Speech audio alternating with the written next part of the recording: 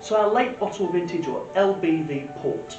Quick look at the label first. So firstly, Graham's. Now Graham's is the producer, or the port lodge that make this wine. It will have a vintage on there, which is the year that grape was harvested. This particular bottle is 2017. And then it's got LBV, or late bottled vintage. Now that is two things. It's the style of the port, but it's also how the port is made. Okay. And then we've got port at the bottom. So to be a port, it needs to come from Portugal and be made in Porto, or the greater area of Porto.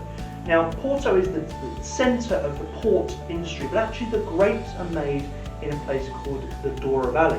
And the Douro Valley is about 2 hours drive, or 7 or 8 hours by boat up the river from Porto to where the vineyards are.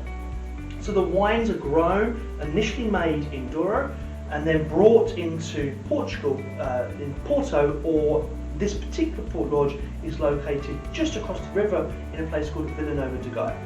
Now in the lodge they age those wines, and really they make the port before they then bottle it and release it. So this wine is aged for a long time in oak to give it the late bottle vintage profile and style.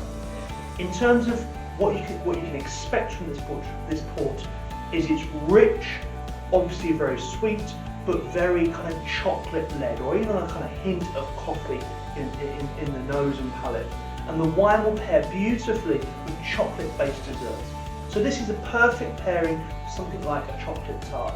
Classically, port is often served with cheese, and this style of port will pair well with a range of cheese, but particularly kind of like a harder cheddar, not so much of a softer cheese. So cheese pairing wise, the LBV will pair with a kind of more mature cheddar type cheese, but in my opinion, port is best served with something like a dessert wine, and this style of dessert is at best as a chocolate-based dessert.